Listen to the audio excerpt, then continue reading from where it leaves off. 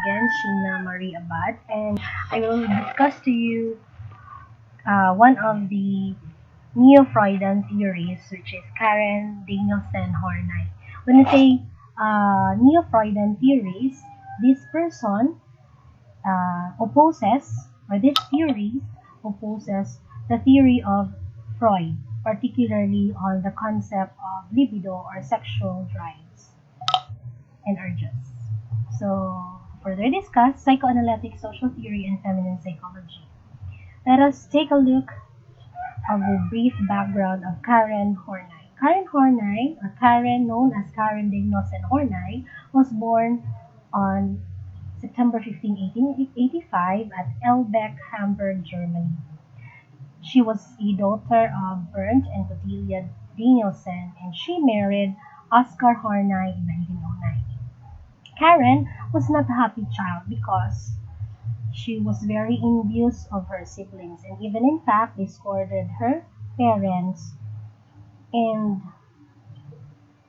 create a self-analysis using her diaries. She also disregarded again Freud's study and studied psychoanalysis on her own. View of man. Horney believed that personality is a picture of one's experiences, particularly her experiences. She is very concerned with anxiety, and she disagreed with Freud's belief on neurosis. Freud believed that neurosis is a struggle of person for forbidding e-drives that they cannot control.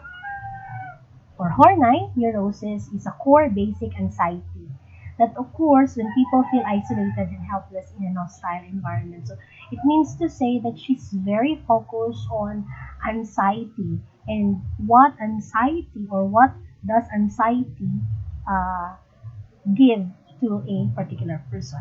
She believed that hostile feelings rooted in childhood. So this is very evident since, again, she was envious of her siblings. Trouble for Horney is when a person tries to control basic anxiety and exaggerating a single mode of interacting with others. So she also created and introduced feminine psychology. So Horney is one also of the feminists during her time. Horney believed that the existence of penis invade in Oedipus complex, which was cited by Freud in his theory, might be a result of a male bias in psychoanalysis that treat neurotic women in a particular social context. She contended that there is no anatomical explanation. Take note, according to Horney, there is no anatomical explanation of why female becomes envious of male, or what we also know as penis envy. And likewise, there is no clear evidence that a male was also envious of female. Horney is in conformity with Adler that many females possess a masculine protest. What does it mean when you say masculine protest? Masculine protest is a pathological belief that men are superior than women. That leads to neurotic desire to be a man.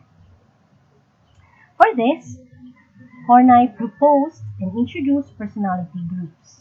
According to, number one is compliant individuals, second is aggressive individuals, and third is detached individuals. When I say compliant individuals, these individuals are moving towards others. So take note of the word moving towards. They desire to be loved, wanted, and appreciated. From the word compliant, being submissive. Second is aggressive individuals. These individuals move against others. So there is coercion, force, and desire to excel and to be admired. Next is detached individuals. These individuals are moving away from others.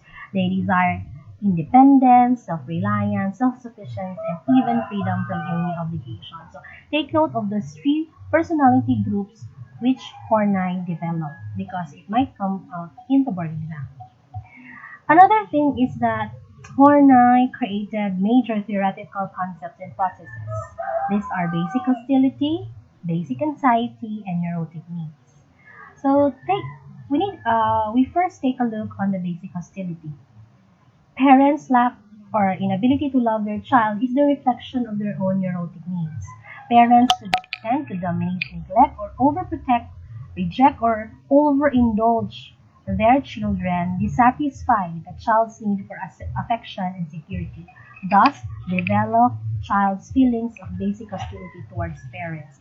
Here, Horney discussed that if the parents are negligent towards their duty, no, to their children, it will develop basic hostility. On the other side, if the parents are also very much overindulgence or protected towards their children, there is also a tendency that the child will develop hostility, no, will become rebellious and tend to oppose parents' actions or behavior. Second theoretical concept is the basic anxiety, which really emphasized by Horney. This basic anxiety refers to repressed hostility, results in profound feelings of insecurity and a vague sense of apprehension. When we say repressed hostility, these are hostilities which means that they kept it within themselves and later on develops insecurities, especially as the child grows up. Feelings of anxiety describe being inferior, insignificant, helpless, deserted, endangered in a world that is out to abuse, cheat, attack, humiliate, betray, or invade. That is the second theoretical concept developed by Horney. Third is the neurotic needs. For Horney, she developed the 10 categories of neurotic needs, of which people will use to protect themselves from basic anxiety. So let us take a look at these 10 neurotic needs. First is the neurotic need for affection and approval. If we try to look at the word need for affection and approval, it also reflects on the major categories of personality groups developed by Horney, which focuses on the compliant individuals. So in quest for affection and approval, neurotics attempt to indiscriminately please others. So these persons wants approval and wants affection from others, especially caregivers and significant others. They want to live with the expectation, they wanted to dread self-assertion, and are uncomfortable with the hostility of others. So they try to be submissive to become or to be accepted by others. Second is the neurotic need for a powerful partner. Lacking self-confidence, neurotics try to attach themselves to a powerful partner. So they are very dependent to a particular partner which can lead them. No? So this is also part of the compliant personality of individuals. So, okay. Horney's own life story reveals a strong need to relate to a great man, and she had a series of such relationships during her adult life. So Horney, during her early years, she has a lot of relationships of which she wanted to be loved, no, and feel that affection that she was not able to feel from her parents. So even in fact, her husband, they even got divorced because she, for instance, did not feel that warm love and affection. So She keeps on longing. The third one is the neurotic need to restrict one's life within narrow borders. So what does it mean?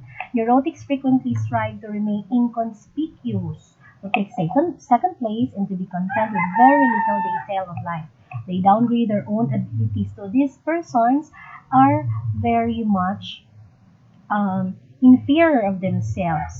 No? Even if they have skills, they feel that they are still lacking. The next neurotic need is the need for power. So if we try to look at the groups of personality, this belongs to the aggressive personality of individuals. Power and affection are two greatest neurotic needs according to Horney. And the need for power is usually combined with the need for prestige and possession. So possession of things, possession of people, and others. So the person wants to be in control of others and avoid feelings of weakness or stupidity. So these are perfectionist individuals. Fifth is the neurotic need to exploit others. So this is also part of the aggressive individuals. Neurotics frequently evaluate others on the basis of how they can be used or exploited, but they are fearful to be exploited. Okay, so these individuals are, parang kung tatawagin natin, meron silang mga crab mentality. O yung makukuha nila sa isang tao, gagawin nila, but they don't want that others will also use them to have or to acquire powers or privilege. Sixth is the neurotic need for social recognition or prestige. So this is related to the neurotic need for power. So this is also part of the aggressive personalities of individuals. Some people combat basic anxiety by trying to be the first, to be important, or to attract attention to them or to others. Seventh is the neurotic need for personal admiration. Neurotics have a need to be admired for what they are rather than for what they possess. So they wanted to be here, they wanted to be admired, and they don't want positive or negative criticism. They wanted to be affirmed all the time. 8 is the neurotic need for ambition and personal achievement. Neurotics often have a strong drive to be the best. So it is likewise similar with the neurotic need for personal admiration. They must defeat other people in order to confirm their superiority. So this is part of the detached individual personality. 9 is the neurotic need for self-sufficiency and independence. So, many neurotics have a strong need to move away from people, thereby proving that they can get along with others. Example for this is playboy who cannot be tied down by any woman exemplifies their neurotic need. So that's self-sufficiency. So this is also part of the detached individual as part of the personality groups. And the last is the neurotic need for perfection and unassailability. By striving relentlessly for perfection, neurotics receive proof of their self-esteem and personal superiority.